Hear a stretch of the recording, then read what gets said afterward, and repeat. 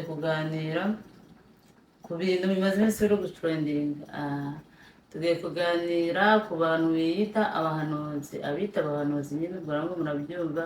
Ntabwo tugiye kuganira ku bahanuzi nyabo baba bigizwe n'Imana nyine, bafite umuhamagaro. Tugiye kuganira ku bigize abahanuzi.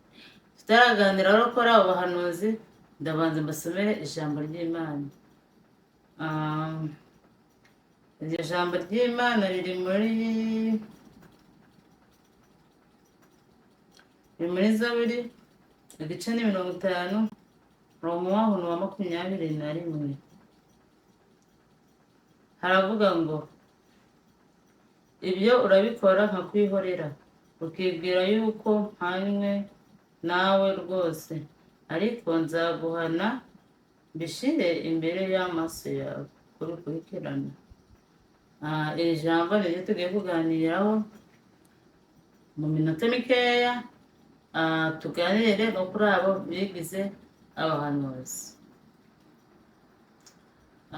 Ubundi ibintu by'ubuhanuzi ntabwo nshaka kubahuka abahanuzi, ariko numvise hari igitekerezo natanga kuri byo nyine ku bantu bigize abahanuzi, bana abahanuzi nyabo.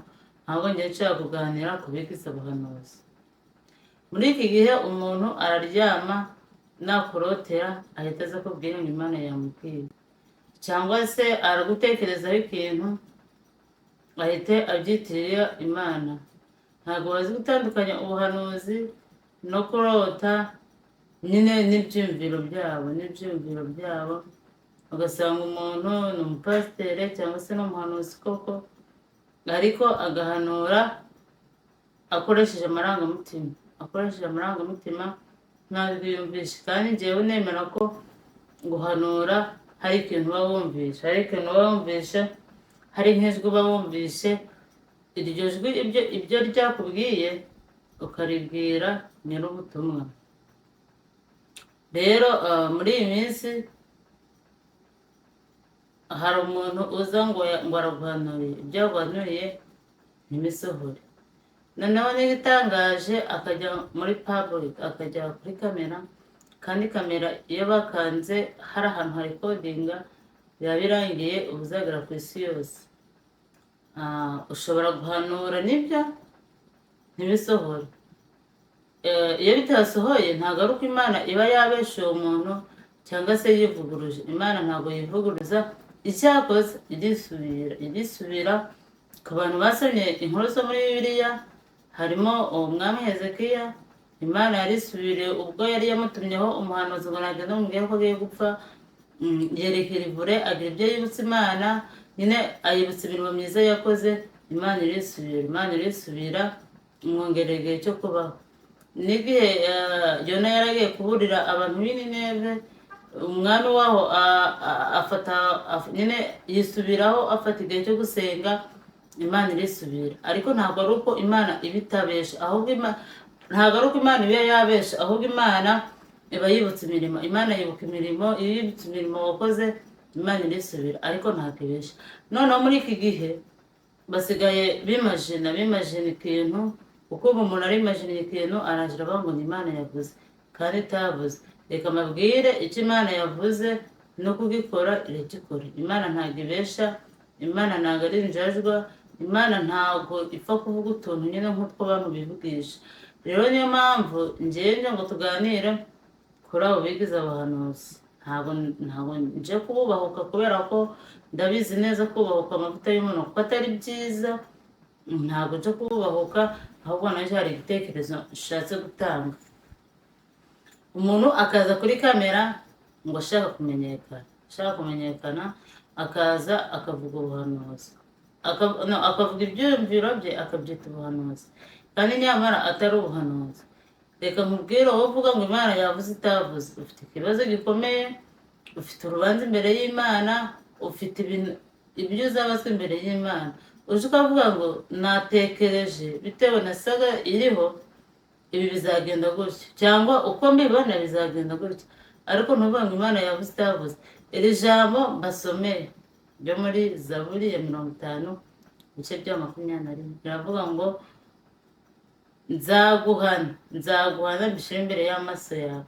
Niyo mpamvu muhanura ibintu ntibibe, mugahanura nyine ibyo mutumvishe, mugapfa kuvuga ibyo mutumvishe. Niyo mpamvu Imana ibashyiraho karubanda, abantu bakabota, abahe bakabota. Noneho ugasanga mwarakaye ngo babavuze ni mwe muba mwabahaye uruvugiro, kubera ko nimba nahanuye menya aho hanurira. Wiza kuri kamera ngo nibwo nyir'ubutumwa azabwumva. Umushyiraho ko Imana iguhaye message yanjye ifite n'inzira ishobora kugucishamo kugira ngo ngereho. Ntabwo kuba Imana iguhaye message yanjye ari ukujya kuri kamera ngo uvuge n'abantu bose bari kumva. Rero iyo ugiye kuri kamera ukavuga abantu bose bari kumva, iyo bidasohoye barakota kubera ni wowe warabihaye, ni wowe waragiye kuri public ukagenda kuvuga. Iyi kamera igeze ibintu ahantu henshi hatandukanye. Ikintu uzavugiraho rero abantu bose bazagikurikirana. Bivuze ngo rero nimba kuko ari Imana yakubwiye ikakubwira, ariko iyo Imana yakubwiye ikintu paka iragisohoza. Iyo itagusohoje ikubwira impamvu itagisohoje, cyangwa se ba bantu yari yagutumyeho barisubiye, nimba bari mu byaha bakabireka, Imana nayo ikabagira imbabazi. Kubera Imana ni nyembabazi, Imana igira imbabazi, Imana ni umubyeyi wacu. Rero niyo mpamvu ngiye nanjye kuvuga ku bahanuzi biyita abahanuzi, cyangwa ugasanga umuntu ngo urumva ngo nzakuzamukira umusozi ngo uzame 500. 500 cyane nyine bakunda gukora mu abadiaspora nabo ntabwo amafaranga bayatoragura, barayakorera. Hariho uba wayakoreye umunsi wose cyangwa ijoro ryose, noneho warangiza ngo nzakuzamukira umusozi. Uwo musozi uzamutse we ntabwo ashoboye kwizamukira umusozi, kandi nacyo nta nubwo uba urishoboye ko uwo muntu yazamutse uwo musozi, kubera ko bahamagara umuntu bari kuhagira nyine ngo bazamutse umusozi, kandi niyo wirukanse urahagira. Rero ndashobora kwirukanka akahagira akaguhamagara, ariko wahagira ukagira ngo yazamutse wa musozi koko yakuzamukiye. Kandi reka mabwiriza ukuri, nta muntu wagusengera nk'uko wakwisengera, nta muntu wakugerera imbere y'Imana nk'uko wakwigererayo. Niyo mpamvu rero utanga amafaranga nakugira inama y'uko uriya muntu atagusengera nk'uko weho wagira ute wakwisengera. Nawe bisaba kwisengera. Ubundi Imana ni iya twese, ntawe uvuga ngo uriya iramwumva kundusha. Ntabwo imwumva kundusha, kubera ko yaramuremye nanjye yarandemye, kandi twese turi abana b'Imana. Abana imbere y'umubyeyi bose bahora ari abana. Rero sizi impamvu umuntu yakubesha ngo mpereza 500 muzamukire umusozi ngo usengere, noneho akazana nibyo bwo buhanuzi bwo kubesha bw'ububeshi, akavuga ngo ibyo waragiye gusengera ngo byaciyemo, kandi ari ububeshi, akubwira agirire ya mafaranga yawe. Ngiye cyo nakubwira cyo, nawe uri umwana w'Imana. Uko yakumva uriya nawe yakumva. Imana ni data wa twese, ni se wuriye utumye gusengera, nawe ni papa wawe. Niyo mpamvu ugomba kwigira imbere y'Imana ukuri kose. Reka mbabwire, abantu bose bazi gusenga bakenda no gusenga, ni uko batabikora. Ariko ku isi nta muntu utazi gusenga. Rero witanga amafaranga ngo bajye gusengera, kandi bandi batanagusengeye, witanga amafaranga ngo baguhanurire, n'ibyo baguhanuriye ntibisohore. Icyiza rero nuko buri wese yajya yisengera, Imana ikamwereka ibye, naho kujya kuba kwerekera ibyo n'ubundi bakabihanura kuri kamera, abantu bose bakabimenya. Cyo koza nabyo bidasohoye bajya ku karubanda bagira isoni. Birababaje kubaza umuntu ngo mbese ngo ibyo wahanuye ko bitasohoye, ngo urumva ngo nandi gushaka hiti, ngo nageza kuri kamera ngo nta kintu mfite, ngo none ngo maze kugira ikintu. None se icyo ni ikiroguzo? Ahubwo wenda kubera ko utaje ngo umenyekane mu byiza, ubwo waza ukamenyekana mu byiza, tukakumenya mu byiza, ariko ntitukumenye ku buhanuzi bupfuye. None se ni uruhe rugero mu rugo aba bantu badasenga mwita abapagani? Ntarwo. Kubera ko ntabwo waza kumbwira ngo uze mu rusengero rwawe n'ibyo hanura bidasohora. Ntabwo waza kumbwira ngo nze mu rusengero rwawe wakabaha amafaranga ngo basengere. Ntabwo waza kumbwira ngo uze mu rusengero rwawe nawe ubwawe nta mbuto. Ubundi biravuga Yesu aravuze ngo muzabamenyera ku mbuto zabo, ku mbuto bera. None se mu gukora izihe mbuto? Ahubwo babwira mwerere abapagani imbuto. Abapagani nibo baberera imbuto, abapagani nibo bafasha abantu, nibo bakora ibikorwa byiza by'urukundo. Mwebwe muri kujya kubesha abantu ngo muri kubasengera n'udufaranga babahaye nimugoroba mudufashisha, ahubwo mukatujyana muri bizinesi zanyu.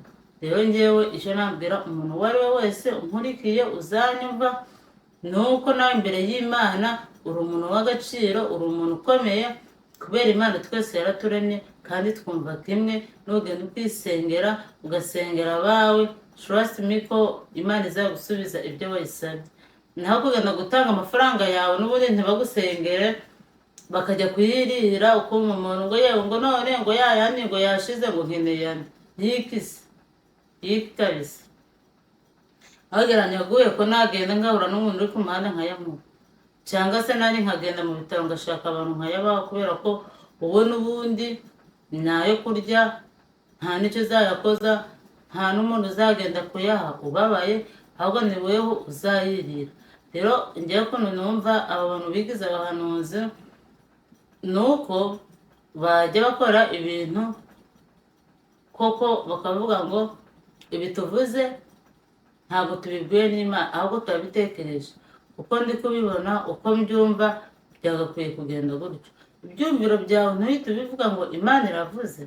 Imana se ni injajwa? Imana irabesha? Imana iyo ivuze ikintu iragikurikirana iteka ryose. Ntabwo Imana iyo ivuze ikintu ibibesha umuntu. Imana ivuga ikintu cyokoze. Iyo ikubujije gukora ibyaha ukisubira, Imana ikugirira imbabazi. Ariko iyo ukomeje gukora ibyo ukora, Imana icyo yavuze no kugikora iragikora. Rero mwabantu mwe ntimukajye muza mutubeshe ngo murumva Imana yavuze. None se ahubwo icyambere si uguhanura ngo ntibisohore. Icyambere ni ukumenya aho uhanuriye. Uhanurira he? Uvugira he? Kuri kamera ntabwo ari ahantu ho kuvugira ubuhanuzi bwawe. Niba Imana yaguhaye ubuhanuzi bw'umuntu, iraguha naho uzamusanga. Umenye ngo uzamusanga he, umenye ngo uzamubwira ibyo Imana yakubwiye gute. Naho mwewe muraza kuri kamera nawe ukoza ese iyo ujya kubimubwira ngo hoya ngo urumva ngo sinamugeraho, ngo sinamubona. None se Imana yaguhaye mesaje y'umuntu itazi ko uzamubona? Ni byiza kumenya aho uhanurira, ukumva ibyo uhanura, ugatekereza ibyo ugiye kuvuga, ugatekereza aho uri buvugire. Nimba ubivugiye kuri kamera izakora isi yose. Niba idasohora ya si yose yakubonye izakota. Nikota ntukarakare ngo bambuze ngo abantu ngo ntabwo bakunda umuntu. Abantu baragukunda, ahubwo ntabwo bakunze ibyo wavuze, kandi ntabwo ari itegeko ko abantu bose bakunda ibyo uvuze. Ni byiza, byaba byiza byaba bibi, ni byiza kuvuga. Ni byiza ko abantu babyakira ubutandukanye. Hariho ababikunda, hariho n'abatabikunda. Rero ntabwo wafosinga umuntu kuba yakunda ibyo bavuze kandi bitari byo. Rero ngewe icyo nje kuvugaho ni aba bantu bigize abahanuzi batanari bo. Njye ndi kuvuga bigize abahanuzi, ntabwo ndi kuvuga abahanuzi bahanura ibintu ntibisohore, kandi babivugiye mu bantu benshi, babivugiye kuri kamera, babivugiye ahantu hatandukanye. Ijwi ryabo ryasohotse rikumvwa n'abantu benshi. Noneho bitasohora nabo abantu benshi. Noneho hariho n'abantu baba batazi baba batemera n'uko Imana ivuga. Ukavuga se ubundi Imana ivuga ute? Rero iyo bigeze muri abo bantu, noneho umva bagukubita batitaye ukuri. Rero ni byiza kumenya aho uhanurira, ni byiza kumenya aho ubwira. Ushobora wenda no kuba wabonye ibyanjye, ariko ukasanga ukambwira ibyo wabonye. Ntabwo ari byiza kugenda kuri kamera ujye kubivugira kuri kamera, kubera ko kamera iyo ubivugiye kuri kamera abantu bose barabibona. Rero mwabantu mwe iyi kamera irongoza. Nimba koko udafite icyo kuvuga itazagukoraho, byihorera. Nimba ushaka kwikoraho uzaze uhavugire. Rero nta muntu nteye ubwoba, ariko ni byiza kumenya ibyo uzavuga kandi uzasubiramo. Ni byiza kumenya ibyo uzavuga kandi uzasubiramo, kandi n'ibitaba uzabisobanura ukuntu byagenze. Nibyo ngo tuganireho. mwebwe mwamudukurikiye mwakoze cyane, mwebwe muduha komenti nziza, ni ukuri turabashimira, muri abantu b'agaciro, kandi mukomeze mudukurikire, mukomeze tubane, tujye twiganirira. Sawa naho utaha.